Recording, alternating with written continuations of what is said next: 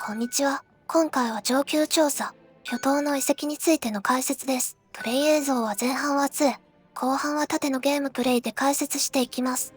今回のアップデートで主に2と縦に対して情報修正が入ったため、その点についても触れていきます。それではまず簡単に上級の巨頭について、突入条件はレベル55バトルスコア4680以上、レベルシンク62です。個人的には上級バーンハルトと同様、上級巨頭もレベル60推奨です。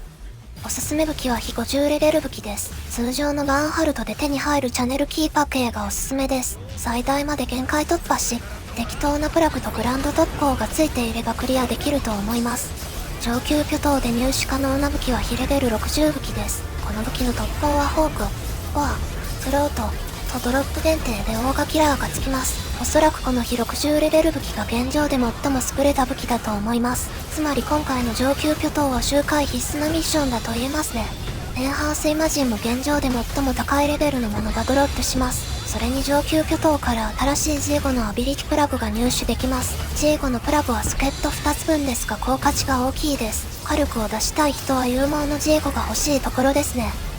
ミッションの簡単な説明は以上です。実際に攻略しているところを見ていきます。今戦っている場所が最初のバトルエリアです。道中で攻撃を受けやすいので2だとサンダースフィアを使用するのがおすすめです。攻撃を受けると光属性やられの余ダメージ減少のデバフを受けてしまうので注意です。なるべくパーティで固まって動いて、弓にリフレッシュエリアをしてもらうのが理想です。今回は斧3、槍1、弓1、杖1の編成なため、エネミーを集められる盾や弾がいないのがきついですね。ですが現状、一定数以上のエネミーに多段攻撃すると、同期ずれが発生して、まともにエネミーの襲撃ができなくなるので、あまり変わらない気もします。詳しいクラス調整については、後日改めて動画にする予定ですが軽く2について触れます。今回2が主に情報修正されたのは、設置型スキルのブリザードとサンダースフィアです。スキルのクールタイムが25秒になりました。サンダースフィアはほぼ常時発動できます。以上です。これだけでした。悲しい。動画後半の縦の情報修正がすごいです。2はほとんど変わりません。むしろ2の動きがアイシクル連打。一択になりましたね。理由は月のバトルエリアについて説明してからにします。今の2つ目のバトルエリアではパラージアームやアイアンコフィンが出ます。比較的高い HP を持つので2の移動入力なし通常3段で全体制でバフをつける必要があります。1体ずつしか付与できませんが、パーティ全体の火力を上げるために頑張って付与しましょう。斧の上派生攻撃の火でバフ、弓のダストフォースやツインフラッシュと重ねて短時間で倒したいところです。最初のバトルエリアで残り7分、ここで残り6分程度がおおよその目安です。アイシクル連打で良い理由としては、なぜならブリザードとサンダースフィアで、チェーンは十分維持できるようになったからです。これによってライトニングでチェーンを稼ぐなんてことをする必要がなくなりました。加えて現環境では火吹きのみしか使われないので、特殊な場合を除いてアイシクル連打で大丈夫です。バーンハルトの火50武器と今回の火60武器でさらに火吹きしか使われませんね。この上に登った後、突き当たりの壊せる壁には攻撃の星湯が出ます。効果時間は20秒ほどですが余裕があるなら取った方がいいですね。今回は取らずに進んでます。光属性やられになるのも嫌ですから難しいです。この3つ目のバトルエリアでは中段の突き当たりくらいまで行って敵をまとめます。大体この方法ですがもしかしたら一番上まで行っても良いかもしれません。ですがエネミーがうまくついてきてくれなかったり、ホーリーエレメントが変な挙動をするかもしれませんので中段が安定だと思います。ちなみにブラストポットは7割ほどダメージを与えると自爆するので、あまり最後まで攻撃しなくても良いです。他クラスの攻撃範囲が狭いスキル等はヒーリングポットを狙った方が良いですね。2のアイシクルはロックせずに地面を狙って撃つ方法もありますが、この場所の段差のような高低差があると、スキルがうまく発動しないことがあります。視点移動とロックの切り替えでうまくエネミー集団の中心に当てたいですね。それにロックしていないと、画面が天井や壁に遮られてまともに視認できなくなることも多々あります。アイシクルやブリザードで氷属性やられにならないか不安な人もいると思うんですが、火吹きを持っていれば、アイシクルやブリザードを使っても 30% は火が蓄積します。そのため、パーティ全体が火吹きを持っていれば、2が3人以上いない限り、リバーストします。実際に2が2人でもブリザードやアイシクルを連打して問題ありませんでしたが、3人の時はさすがに氷あられが一部発生していたので、途中でフレームグレネードを使用していました。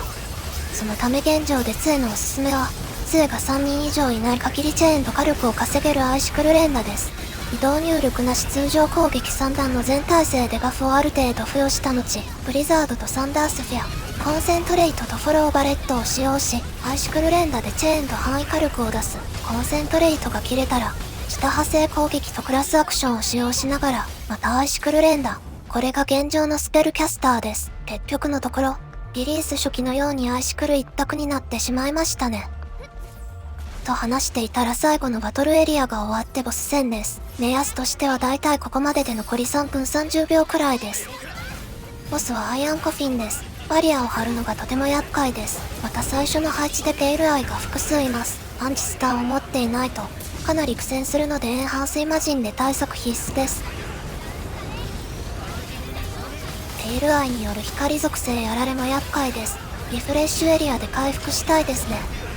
ペイルアイはダストボルテックスでなかなか引き寄せられないので、アイシクル等でひるませて地面に落とすと引き寄せられます。アイアンコフィンがバリアを張りましたね。この状態になるとダメージがほとんど通らなくなり、炎のドレインフィーバーによる回復が期待できません。一定ダメージ攻撃を与えると、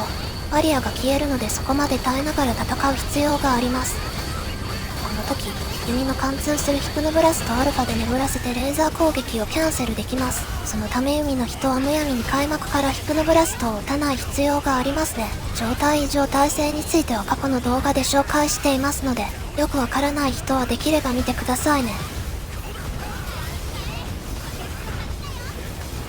ボスのアイアンコフィンに HP 半分以上ダメージを与えると、追加の量産型アイアンコフィンが出てきます。時間があればそちらも倒してレアドロップを狙いたいですが、大抵余裕がないか、油断していると再びバリアを張られるので、ボスをすぐに倒してしまって良いと思います。あとはボスを倒して動画前半の杖での攻略は終了です。次に盾での攻略を見ていきますが、一連の攻略は同じですので、盾特有の動きをするところだけ解説していきますね。それと緊急メンテナンスのお知らせが画面上部に映ってしまっていますが気にしないでください。斧が5人に盾1人とせっかくの面白い野良の構成でしたのでね。今回、盾はランパートアルファが活躍します。盾を切り離して道中の攻撃を防ぐことができます。ある程度味方が後方のエネミーと距離が空けたタイミングで、再度スキルボタンを押して盾を戻します。そうしなければエネミーが移動してこれないので、うまくまとめて倒せず、レアドロップで損してしまうので注意です。戦闘中も盾を切り離すとエネミーの攻撃を吸収して、パーティ全体の被弾そのものを減らすことができるので、盾スキルのクールタイムの間にできる限り使用したいです。ランパートアルファの持続時間は10秒で、この間に切り離した盾を戻すと、スキルのクールタイムが発生しません。そのためうまく利用すると連続で使用できます。ただし8スキルになってかなり操作が難しいですね。ペイルアイを簡単に引き寄せられるのが、盾のブロービートとサンライズチャージアルファです。この再攻撃は多段ヒットしないので、弾のように同期ずれを起こさず瞬時に敵を集められます。ただしこの同期ずれによる画面の停止中でも攻撃自体は通っています。そこは安心してください。あえて弾や盾以外の人が攻撃しないという方法もあるかもしれませんが、敵をひるませないと集中攻撃されて HP が溶かされるので、プレイヤー側では同期ずれに対してどうしようもないと思います。次のバトルエリアですが、部屋のエネミーを入り口まで誘導してからまとめます。スターフ用のシールドチャージを複数の敵に当てるには、手前から奥の敵までの側面を直線でなぞるようにスキルを打ちます。手前の敵の正面からスキルを打つと失敗しがちです。サンライズチャージアルファも同様です。ここには杖の攻略で話したように攻撃の星湯がありますので、ランパートアルファを使うとパーティの悲嘆を防げます。敵を集められる盾や弾がバトルエリアに先に突入できた場合は、配置にもよりますが、あえてエネミーを誘導しなくても、部屋の中心でまとめることもできます。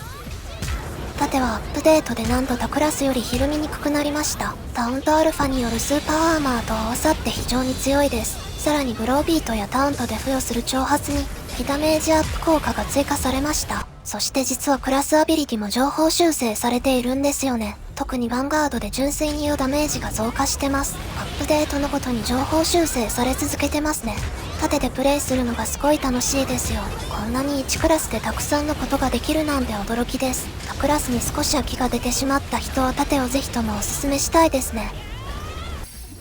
最後に盾でのボス戦の動きを解説していきます。このボスは開幕スターを付与して良いです。なぜならバリア中は貫通するヒプノブラストアルファを除いて、スタンドの状態異常やあらゆるデバフが効かないからです。加えてボスの動きはランダムで、開幕からいきなりバリアを張られる場合もあります。